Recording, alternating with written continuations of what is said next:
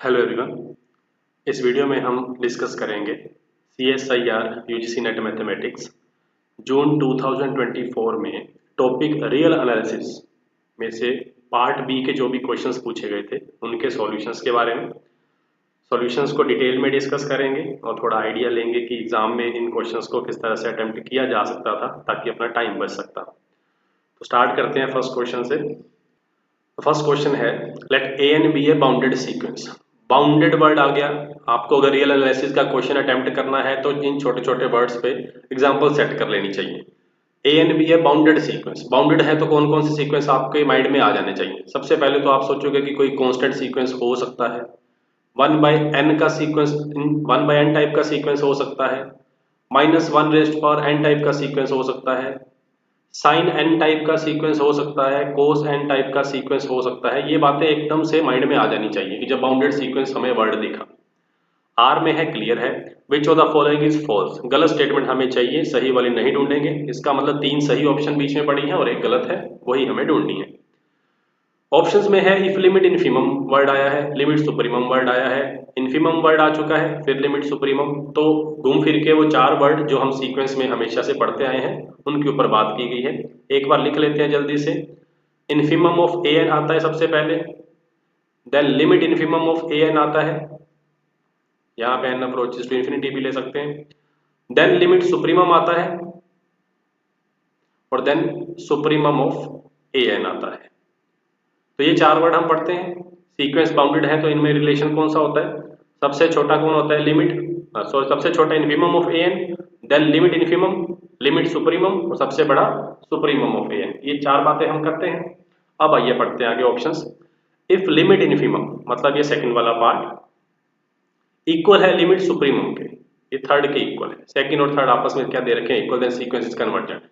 तो सीधा सीधा एक रिजल्ट की बात की गई है। रिजल्ट क्या है, इफ ए एन इज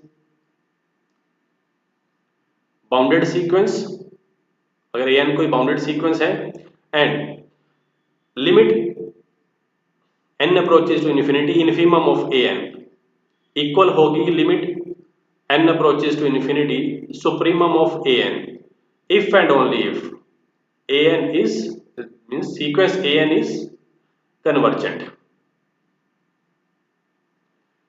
अगर सीक्वेंस कन्वर्जेंट है तो ये दोनों आपस में इक्वल आएंगे और दोनों की लिमिट इक्वल आ रही है, लिमिट इनफिमम इक्वल है लिमिट सुप्रीमम के, देन सीक्वेंस भी पक्का कन्वर्जेंट होगा। तो फर्स्ट वाली ऑप्शन तो ट्रू है बट हमें चाहिए फॉल्स, तो हम इसको गलत करेंगे।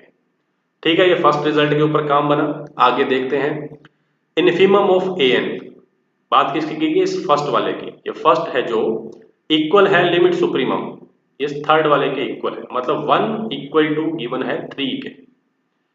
Then a n is convergent, फिर बोला गया ए एन कन्वर्जेंट है। देखो ये फर्स्ट और थर्ड अगर आपस में इक्वल है तो बाय स्क्वीज प्रिंसिपल या फिर सैंडविच थ्योरम हम करते हैं तो लिमिट इनफिमम भी इन दोनों के इक्वल होगा कि अगर इसकी वैल्यू एल है, ये लिमिट एल आ रही है, थर्ड वाले की लिमिट भी एल आ रही है, तो बीच वाले की लिमिट भी क्या आएगी, एल। दैट मीन्स हम घूम फिर के फिर इसी पे पहुंच चुके हैं। ध्यान से देखो, ये फर्स्ट ऑप्शन पे ही वापस आ गए हम। फर्स्ट और सेकंड में कोई खास डिफरेंस नहीं था, बस सेकंड को फर्स्ट पे लेके जाना था। तो ये भी दोनों इक्वल है, तो फिर वही बात आ गई, ये भी सीक्वेंस ए एन फिर क्या होगा, कन्वर्जेंट। तो बात तो सही है बट हमें फॉल्स चाहिए तो गलत करेंगे। Clear. Third, if supremum a n, supremum मतलब कौन सा, ये फोर्थ वाले की बात की गई है, फोर्थ वाली क्वांटिटी इक्वल है लिमिट इनफिमम के। लिमिट इनफिमम कौन सा आया, सेकंड, मतलब इस बार क्या दे रखा है, सेकंड इक्वल टू 4 दे रखा है। Then a n is constant. Constant की बात आ गई है बट यहाँ पे तो कन्वर्जेंट होता तो हम फिर वही बात पे ले आते कि सेकंड और फोर्थ आपस में इक्वल है तो थर्ड भी इक्वल होगा, फिर हम यहाँ पे लेके चले जाते बात और हम बोलते हैं कि सीक्वेंस क्या है, कन्वर्जेंट। तो यहीं पे काम रुकने वाला है कि ये कांस्टेंट पे डाउट है। अब हमें जल्दी से कोई ऐसे एग्जांपल ढूंढ लेनी चाहिए कि जिसमें दोनों की लिमिट तो इक्वल आए बट क्या हो, सीक्वेंस कांस्टेंट ना हो। तो कोई भी देखो, कोई भी सीक्वेंस यहाँ से ले लो, -1/-1n/n, ये भी सीक्वेंस ले सकते हैं ना, बाउंडेड है। अब देखो जब भी ये सुप्रीमम दे दिया था, मतलब सेकंड और फोर्थ अगर आपस में इक्वल है तो इंप्लाइज बोल सकते हैं ना कि सेकंड इक्वल टू क्या है, थर्ड। सेकंड और थर्ड फिर इक्वल होंगे, ये फर्स्ट वाली ऑप्शन में वापस आ गए हम। तो इसकी लिमिट सुप्रीमम और इन्फीमम चेक करो, दोनों ही कितनी आ रही है, 0। Limit n approaches to infinity पे ये भी 0 आया, ये नीचे वाला भी 0 आया। सुप्रीमम और इन्फीमम दोनों की लिमिट 0 आ रही है, बट ये सीक्वेंस कांस्टेंट सीक्वेंस नहीं है। ये इसमें 1/n -1 raised power n by n है, जो कि कांस्टेंट नहीं है, इसलिए यही ऑप्शन फॉल्स है। फॉल्स है तो मतलब यही सही है। क्लियर हुई होगी बात कि हमने अभी तक एक ही रिजल्ट यूज किया कि अगर ये दोनों लिमिट इन्फीमम सुप्रीमम इक्वल है तो सीक्वेंस कन्वर्जेंट होता है, कांस्टेंट की कोई गारंटी नहीं है। फोर्थ देखें, इफ सुप्रीमम इक्वल है इन्फीमम के, बात फर्स्ट से लेके सीधा पहुंचा दी गई है फोर्थ तक, मतलब फर्स्ट इक्वल है फोर्थ के, तो बीच वाले भी सारे आपस में इक्वल ही हो जाएंगे। कैसे इक्वल होंगे, इसको आप सेकंड वाले को सपोज आप डिलीट कर दो, तो फर्स्ट और ये फोर्थ इक्वल है तो थर्ड वाला बीच में फंस गया, ये भी बाय सैंडविच थ्योरम इक्वल होगा। और अगर आप इसको डिलीट करते हो तो ये भी इक्वल होगा। तो इन केस जब भी आप कंपैरिजन करोगे तो 1 = 2 = 3 = 4, ये चारों बातें आपस में इक्वल आ गई। और जब भी ये चारों बातें आपस में इक्वल आती हैं देन हम पक्का बोलते हैं कि जो भी सीक्वेंस है वो क्या होगा, कांस्टेंट सीक्वेंस। अदरवाइज सिर्फ बीच वालों को देख के हम कांस्टेंट नहीं बोलते। Infimum supremum limit infimum limit supremum अगर सब कुछ ही उसका इक्वल आ गया तो सीक्वेंस पक्का क्या होता है, कांस्टेंट सीक्वेंस। इसलिए फोर्थ ट्रू है तो हमें नहीं चाहिए, इसको गलत करेंगे क्योंकि हमें फॉल्स चाहिए था। तो ये फर्स्ट क्वेश्चन जो अभी हमने किया इसका आंसर बना थर्ड ऑप्शन, सिर्फ सीक्वेंस के रिजल्ट के ऊपर ये आसान सा क्वेश्चन था। Next question, consider the set ए में कौन से एलिमेंट रखे गए हैं, x belongs to rational numbers हैं जो कि 0 से ग्रेटर हैं। हमें काम किया है 0 लेस देन √2 - 1 इंटू एक्स और लेस है √2 + 1 एज ए सबसेट ऑफ रियल्स है। Which of the following statement is true, statement में क्या पूछा गया, सुप्रीमम इन्फीमम, सुप्रीमम और इन्फीमम पूछे गए हैं कि कौन से होंगे। चलो देख लेते हैं हम। तो x अगर इनमें लाई कर रहा है तो क्या इसको ऐसे लिख सकते हैं हम, x लेस देन √2 + 1 ओवर √2 - 1 और इधर क्या हो जाएगा 0। ठीक है, इसको थोड़ा रैशनलाइज करके इसकी शक्ल ठीक बना लेते हैं। तो ये बन जाएगा ऊपर √2 + 1 का स्क्वायर बन गया, नीचे क्या हुआ a² - b² 2 - 1, ओपन करेंगे तो क्या आएगा 2 + 1 + 2 √3, दैट मीन्स ये बन गया 3 + 2 √3, 3 + 2 √2, 3 नहीं 3 + 2 √2, कहीं नजर आ रहा है, हाँ जी ऑप्शन में दिख रहा है हमें। तो x इसमें इस तरह अब क्या लिखेंगे इसको, x 0 less than x less than 3 + 2 √2। तो ये वाले नंबर्स इस सेट में डाले गए हैं जो इसमें लाई कर रहे हैं, तो फिर क्लियरली इसका सुप्रीमम कौन सा होगा, 3 + 2 √2, 3 + 2 √2 सुप्रीमम, सेकंड ऑप्शन इसका करेक्ट आंसर होगा। और तो ऑप्शंस भी मैच नहीं कर रही, इन्फीमम नहीं है ये, बाकी 2 + 2 √3 की कोई बात ही नहीं है बीच में। ठीक है जी, तो सेकंड का answer second option. Next question पे आते हैं जी। Next question, let s equal to x belongs to reals, सारे रियल नंबर्स वो रियल नंबर्स इकट्ठे किए गए हैं जो x ग्रेटर देन 1 होंगे और साथ में ये एक्स्ट्रा कंडीशन सेटिस्फाई करेंगे, 1 - x⁴ upon 1 - x³ greater than 22। Which of the following is true about s के बारे में कौन कौन सी बात ठीक होगी हमें बताना है। s एम्प्टी होगा, या फिर there is a bijection between s and set of natural numbers, bijection between s and reals, bijection between s and non empty finite set.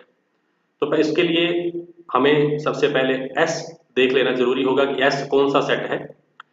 जो बातें इंपॉर्टेंट है ध्यान में रखो, x ग्रेटर देन 1 है और इस रेशो को हमने क्या करना है, ग्रेटर देन 22 लेके आना है।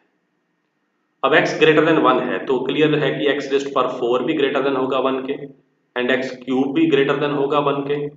तो 1 - x⁴ लेस देन 0 होगा, 1 - x³ भी लेस देन 0 होगा।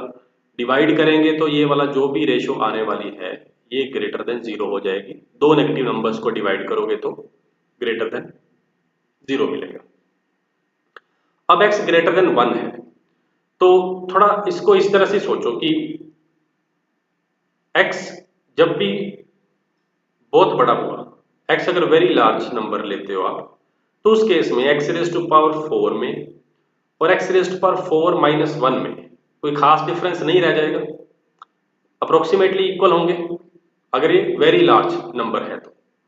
सेम हम बात कर सकते हैं कि अगर x³ है और x³ - 1 है, ये दोनों भी अप्रोक्सीमेटली सेम बिहेव करेंगे, नॉट एग्जैक्टली बट आसपास ही होंगे।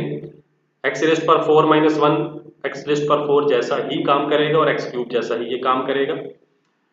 और अगर नेगेटिव कॉमन लेते हो तो नेगेटिव में, मतलब ये कि अगर आप इन दोनों की वैल्यूज की बात करो 1 माइनस एक्स रेस्ट पर 4 upon 1 minus x cube, approximately आपको मिलेगा माइनस एक्स रेस्ट पर 4 अपॉन माइनस एक्स क्यूब के माइनस माइनस कैंसिल करने के बाद आपको ये सब कुछ किस फॉर्म में नजर आएगा, एक्स की फॉर्म। ये रेशो एक्स जैसा बिहेव करेगा, मतलब कि अगर आप इसको एज ए फंक्शन ट्रीट करते हो 1 माइनस एक्स रेस्ट पर 4 ओवर 1 माइनस एक्स क्यूब, तो ये फंक्शन अप्रोक्सीमेटली बिहेव कैसा करने वाला है, एक्स जैसा, for when x is very large. ठीक है, तो और ये फंक्शन अब कैसा दिख रहा है, इंक्रीजिंग फॉर्म में, ओनली एक्स है तो इंक्रीजिंग फंक्शन है। तो इस यहां से एक पॉइंट पकड़ो, जहां भी ये वाली रेशो 22 से बड़ी हुई, वो तो ऑब्वियसली होगी क्योंकि आंसर एक्स आया है, तो एक्स वेरी लार्ज है तो ये 500 भी बनेगा, 1000 तक, 1 लाख, 2 लाख, 50 लाख तक ये आंसर आपको देगा वेरी लार्ज की फॉर्म में। जब भी ये रेशो 22 से बड़ी आनी शुरू होगी, एक भी ऐसा पॉइंट मिल गया जहां पे आंसर 22 से ग्रेटर है, उस पॉइंट के बाद, ये मान लो ये इसका नाम हम के रख देते हैं, इस के पे आंसर आपको 22 से बड़ा मिला, तो इस के के बाद हर एक पॉइंट पे आपको आंसर 22 से बड़ा ही मिलेगा। इसलिए क्योंकि ये इंक्रीजिंग बिहेवियर दे रहा है। तो इसका मतलब जब भी आपको ये एस सेट बनाने की कोशिश करोगे, जो भी आपका पहला पॉइंट होगा, के से स्टार्टिंग हुई जहां पे ये रेशो क्या हुई, ग्रेटर देन 22, उसके बाद हर एक पॉइंट पे ही ये रेशो क्या होगी, ग्रेटर देन 22। मतलब अगर आपको सेट मिलेगा तो कनेक्टेड सेट मिलेगा, इस बात का ध्यान रखो। एक इंटरवल जैसा सेट मिलेगा जहां भी ये रेशियो ग्रेटर देन 22 होगी, एस की शक्ल ऐसी होगी। ये आइडिया अगर हम लगा लेते हैं तो क्वेश्चन तो उड़ जाएगा। अभी एस एक इंटरवल आया है और इंटरवल सेट कैसा होता है, uncountable. S is a uncountable set, first option तो बाहर। There is a bijection between S and naturals, naturals is a countable set, ये अनकाउंटेबल है, बाइजेक्शन नहीं। एस एंड आर के बीच में बाइजेक्शन बनती है, और नीचे था S and non empty finite set, finite भी ये काम नहीं करेगा। बाइजेक्शन की बात करनी है तो अनकाउंटेबल और अनकाउंटेबल लेके चलो, तो थर्ड ऑप्शन इसके लिए करेक्ट आंसर रहेगा। ठीक है, कोई भी इंटरवल है उसकी बाइजेक्शन हम रियल के साथ कर सकते हैं, तो ये सी ऑप्शन इसका थर्ड ऑप्शन करेक्ट आंसर था। इस तरह से आप क्वेश्चन को सोच सकते थे जल्दी से अटेम्प्ट करने के लिए। नेक्स्ट क्वेश्चन रियल एनालिसिस में है, इसको लीनियर अलजेब्रा में भी ट्रीट किया जा सकता है। Let A R M to R N be a non zero linear transformation. Linear transformation है तो ऑब्वियस बात है कि ये भी एक फंक्शन है। Which of the following statement is true, if A is 1 to 1, onto बात आई है, ऑन टू 1 1, बाइजेक्टिव 1 1। वर्ड कौन से दिखे हैं, 1 1, ऑन टू और बाइजेक्टिव। देखो अगर R M to R N हमें 1 1 फंक्शन चाहिए होता है, तो उसमें एक छोटी सी बात हमें पता होती है कि एम को क्या होना पड़ेगा, लेस देन एन। अब m यहाँ पे m और n एलिमेंट्स नहीं ले रहे हैं, लीनियर ट्रांसफॉर्मेशन वेक्टर स्पेस में बात कर रहे हैं। आर एम है ओवर आर है, आर एन है ओवर आर, ये वेक्टर स्पेस बनते हैं और इसकी डायमेंशन क्या होती है, m। और इस वाले वेक्टर स्पेस की डायमेंशन क्या है, n। अगर दो वेक्टर स्पेस हैं v है और w है, अगर इसकी डायमेंशन n है, इसकी डायमेंशन m है, तो v टू w अगर 1 1 मैपिंग आपको ड्रॉ करनी है तो n लेस देन होना चाहिए m से। अगर ऑन टू ड्रॉ करनी है तो जो कोडोमेन है वो छोटी होनी चाहिए डोमेन से। इसकी डायमेंशन में ये रिलेशन है, इसलिए Rm की डायमेंशन क्या होती है m और Rn की डायमेंशन क्या होती है n as a vector space. 1 1 अगर बात करनी है तो m को लेस होना पड़ेगा n से, और अगर ऑन टू की बात करनी है तो n लेस होना चाहिए m से। बाइजेक्टिव अगर आपको चाहिए 1 1 एंड ऑन टू दोनों बातें करनी है तो दोनों की डायमेंशंस को सेम होना पड़ेगा। सेम में अगर आपको 1 1 मिल गया तो ऑन टू भी पक्का होगा, अगर ऑन टू मिल जाता है डायमेंशन सेम है तो 1 1 भी पक्का होगा। ये रिजल्ट हम लीनियर ट्रांसफॉर्मेशन लीनियर अलजेब्रा में भी पढ़ते हैं। तो अभी ऑप्शंस देखें, if A is 1 to 1 but not onto, 1 1 है तो m लेस देन n होना चाहिए, यहाँ पे गलत बोला जा रहा है तो ऑप्शन गलत। a is on to, m less than n, a on to है तो n छोटा होना चाहिए था m से, ये भी गलत हो गया। if a is bijective then m equal to n, बात ट्रू है। a is 1 1 then m equal to n, देखो दोनों में ये फोर्थ ऑप्शन साफ साफ गलत है, क्योंकि अगर आपको ए क्या चाहिए 1 1, तो m less than equal to n भी इसमें आ जाएगा ना। अभी जब हम 1 1 की बात कर रहे थे ओनली कि m लेस देन n चाहिए। और अगर इक्वालिटी वाला केस यहाँ क्यों नहीं डिस्कस किया, क्योंकि अगर इक्वालिटी यहाँ देखो, इक्वालिटी अगर आ गई तो उसको 1 1 प्लस 1 2 दोनों होना पड़ेगा। इस रिजल्ट पे जाएंगे कि अगर 1 1 है तो फिर वो 1 2 भी पक्का होगा, अगर 1 2 है तो 1 1 भी पक्का होगा। तो 1 1 के लिए दो बातें हैं, या तो m लेस देन n होगा या फिर m इक्वल टू n होगा। बट इक्वल टू होगा जरूरी नहीं है, m लेस देन n से भी काम चलेगा। If a is 1 1 then m equal to n, ये बात गलत है, क्योंकि m लेस देन n लेते यहाँ पे तब भी ट्रू होती है वाली बात। तो बाइजेक्टिव है तो थर्ड ऑप्शन पक्का इसके लिए करेक्ट है। तो कुछ करने की खास जरूरत नहीं थी, ओनली रिजल्ट के ऊपर ये क्वेश्चन था। ठीक है जी, next question. Next, for each n greater than equal to 1 define fn reals to real. Function define किया गया fn real to reals, function of sequence होगा ये। और fn is defined as x square over root x square plus 1 by n, where root denotes the non negative square root, where limit n approaches to infinity fn x exist, denote it by fx। मतलब कि अगर ये limit n approaches to infinity of fn x, अगर ये limit exist कर जाती है इन functions की, तो उसको डिनोट किससे कर दो आप, fx से, ये बोला गया। then which of the following statement is true?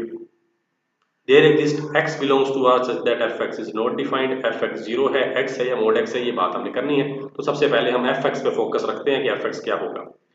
तो ध्यान से रखें कि fn(x) limit n approaches to infinity की बात करने जा रहे हैं। तो x स्क्वायर है, नीचे भी x स्क्वायर है, x बिलोंग्स टू रियल है। देखो स्क्वायर आ गया तो प्लस वाले में और माइनस वाले में तो कोई डिफरेंस नहीं रहा, है ना। आप पॉजिटिव रियल नंबर्स ले रहे हो या नेगेटिव ले रहे हो, वो स्क्वायर उनको सेट कर देगा। बट एक बीच वाला काम रह गया फिर कि अगर जीरो हो गया, तो यहाँ पे देखो कि अगर x जीरो है तो आंसर कितना आने वाला है, जीरो। तो fn(x) ही हमेशा के लिए क्या बन गया, जीरो। इन्फिनिटी पे लिमिट भी क्या आएगी, जीरो। और दूसरी बात हम कर लेते हैं कि अगर x नॉन जीरो है, अगर x हुआ non zero, limit n approaches to infinity, चलो तो ये वाला क्वांटिटी क्या हो जाएगी, जीरो। बचा अपने पास क्या, x square over root x square. This is x square over root x square. जब आप इसको साइड करोगे रूट को स्क्वायर के साथ, तो नीचे क्या आएगा, मोड x। इनको डायरेक्ट काट के x तो नहीं लिखेंगे ना, ये मोड x क्वांटिटी आएगी। तो मोड x, अब यहाँ पे थोड़ी सी मॉडिफिकेशन कर लो कि x स्क्वायर है तो इसको हम मोड x का स्क्वायर भी तो लिख सकते होते हैं ना, और मोड x का स्क्वायर है तो इसको मोड x लिख सकते हैं, डिवाइड बाय मोड x कर सकते हैं, ये कैंसिल हो सकता है। तो इसका आंसर कितना बना, मोड x। तो ये अपने पास एक्चुअल में है f ऑफ x। तो f ऑफ x क्या मिला हमें कि अगर x जीरो है तो जीरो आएगा, अगर नॉन जीरो है तो मोड x आएगा। ऑप्शंस पे आ जाओ। There exist x belongs to real such that fx is not defined, ऐसी तो कोई चक्कर नहीं है, जीरो भी डिफाइंड है और मोड x भी डिफाइंड है, गलत हुआ। fx equal to zero for all x belongs to r, non zero के लिए जीरो नहीं है, गलत। fx इक्वल टू x है या फिर fx equal to mod x है for all x belongs to r। देख लो, अगर नॉन जीरो है तो उसका नाम हमने रख दिया मोड x, और अगर इसमें जीरो भी डाल देंगे तो क्या ही प्रॉब्लम है, जीरो डालेंगे तो आंसर जीरो आएगा। तो overall for all x belongs to r के लिए भी हम इसको क्या बोल सकते हैं, mod x। But third option बोला गया है कि fx इक्वल होगा x के for all x belongs to r। x की वैल्यू अगर -1 है तो अपना आंसर तो कितना आएगा, 1।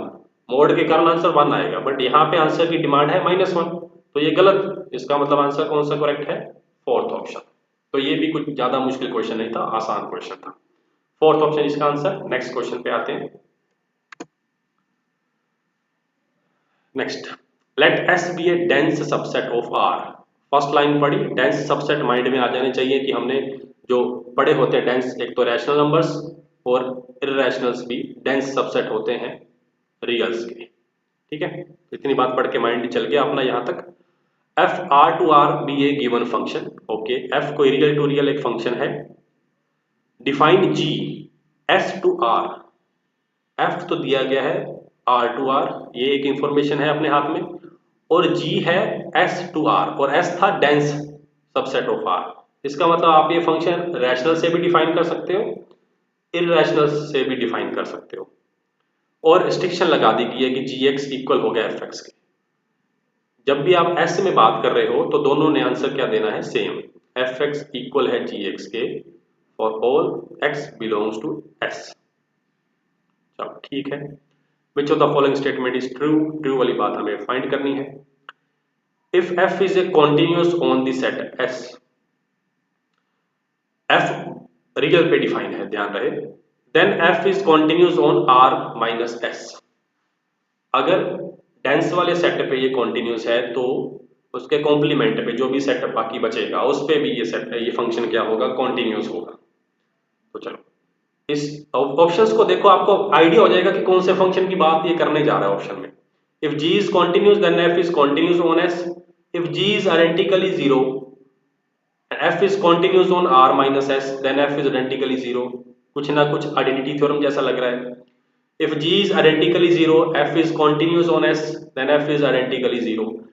s पे continuous है, दूसरे पे नहीं है, या दूसरे पे भी है, ये बात की गई है। तो ये पढ़ते ही आपको पता होना चाहिए, पॉपकॉर्न टाइप का फंक्शन होता है ना, एक जीरो लेते हैं जब x बिलोंग करता है इर्रेशनल को, और जब x p by q form का हो, q ग्रेटर देन जीरो हो और p q का जो gcd है वो 1 जैसा हो, देन ये फंक्शन कैसा बिहेव करता है, 1 अपॉन क्यू जैसा। पॉपकॉर्न फंक्शन पढ़ते हैं ना, डिरिचलेट फंक्शन इसी की कैटेगरी में आगे चल के आता है। तो पॉपकॉर्न फंक्शन है when x belongs to irrational, ये जीरो आंसर दे रहे हैं, और अगर रैशनल टाइप के पॉइंट्स ले रहे हो तो आंसर कितना मिलेगा आपको, 1 बाय क्यू जैसा। तो इसकी कैरेक्टरिस्टिक्स क्या होती हैं, खास बातें क्या होती हैं f के बारे में, कि f इज कॉन्टिन्यूस ऑन इर्रेशनल्स, ये सभी के सभी इर्रेशनल पॉइंट्स पे फंक्शन क्या होता है, continuous. And f is not continuous, ये कॉन्टिन्यूस नहीं होता ऑन रैशनल्स, ये रैशनल्स पे कॉन्टिन्यूस नहीं होता। ये बात इसमें ध्यान में रखनी चाहिए आपको, कि जब भी पॉपकॉर्न फंक्शन है आप रैशनल और इर्रेशनल पे डिफाइन करते हो, और ये दोनों ही डेंस सबसेट होते हैं, उसी को घुमा के आपको क्वेश्चन में दिया गया है। ये फंक्शन आपने सोच लिया तो क्वेश्चन जल्दी हो जाएगा। अब पढ़ते हैं ऑप्शंस। हाँ, और डेंस सबसेट आप जो S है, ये आप रैशनल को भी ले सकते हो, आपके पास चॉइस है, आप इर्रेशनल को भी ले सकते हो, दोनों पे ही काम चल जाएगा। माइंड में दोनों ही रहें, ऑप्शंस देखेंगे वैसा अप्लाई करेंगे। If f is continuous on the set S, तो हम इस बार अपना S किसको मान लेते हैं, इर्रेशनल को। Then f is continuous on r minus s। देखो वो कह रहे हैं कि अगर इर्रेशनल पे कॉन्टिन्यूस है तो रैशनल पे भी कॉन्टिन्यूस है। सीधा सीधा अपने सामने फंक्शन पड़ा है और ऑप्शन काटो इसको, गलत है ये कह रहा है कि रैशनल्स पे भी कॉन्टिन्यूस होगा, तो नहीं ना, गलत बात है। सेकंड है इफ g इज कॉन्टिन्यूस। अब बात आई है g की, g अभी तक हमने डिफाइन नहीं किया। Then f is continuous on s, g अगर कॉन्टिन्यूस ले रहे हो देन f भी कॉन्टिन्यूस है। ऊपर देखो क्वेश्चन में आपको g दिया गया था, f दिया गया था, कॉन्टिन्यूटी का कहीं नाम नहीं लिया गया। तो मैं अब g को डिफाइन कर रहा हूं जीरो, ऑन किस पे, रैशनल पे। मैंने अब इस बार अपना सेट s चेंज कर लिया, इसको रैशनल ले लिया, तो मेरा f तो वही है जो हमने डिफाइन किया हुआ है, जीरो 1 बाई क्यू जैसा पॉपकॉर्न फंक्शन। g कॉन्टिन्यूस पक्की बात है, और f भी कॉन्टिन्यूस, f कहाँ कॉन्टिन्यूस है, रैशनल पे तो कॉन्टिन्यूस नहीं है, तो सेकंड ऑप्शन भी फालतू है, बाहर करेंगे। Third option, if g is identically zero, okay हमने लिया हुआ है, and f is continuous on r minus s, ठीक है, then f is identically zero। और नेक्स्ट ऑप्शन भी पढ़ लेते हैं एक बार। if g is identically zero and f is continuous on s then f is identically zero। चलो अब हम ले रहे हैं कि gx को हमने डिफाइन किया zero and f is continuous on s। continuous कौन से पे है आपका, इर्रेशनल पे है ना, तो इसको हम इर्रेशनल पे डिफाइन करते हैं। इस बार सेट अपना इर्रेशनल करते हैं, and f is continuous on s, और f भी s पे continuous है, fx भी कितना है, जीरो, इर्रेशनल पे ये भी जीरो है, दोनों बातें एक साथ रखो, दोनों f हमने जीरो भी ले, g हमने जीरो भी ले लिया और f कॉन्टिन्यूस भी ले लिया। फोर्थ ऑप्शन की बात कर रहे हैं कि ये इर्रेशनल पे क्या है, कॉन्टिन्यूस है। Then f is identically zero, f identically zero है नहीं, क्योंकि f तो रियल पे डिफाइन है ना, रियल पे रैशनल पे तो ये कैसा बिहेव कर रहा है, 1 बाई क्यू जैसा, तो फोर्थ ऑप्शन गलत है। क्लियर है, सिर्फ एक पॉपकॉर्न फंक्शन आप लेते तो ये तीनों ऑप्शन बाहर। बी पार्ट का क्वेश्चन है तो पक्का ही था कि 3 गलत ऑप्शंस होंगी और एक सही ऑप्शन होगी। तो आगे थर्ड ऑप्शन भी आप पढ़ लो, भी आपको क्लियर हो जाएगा। If g is identically zero, आपने g को जीरो लिया, and f is continuous on r minus s। देखो यही एक बीच में पेज था जो फंसा हुआ था, थर्ड और फोर्थ में क्या था कि यहां भी उसने g को आइडेंटिकली जीरो दिया और एफ कॉन्टिन्यूस दे दिया एस के ऊपर। जी कहाँ पे डिफाइन है, जी एस के ऊपर डिफाइन है, और एफ भी उसने कॉन्टिन्यूस किस पे दिया, एस के ऊपर, और दोनों उसमें इक्वल भी हैं।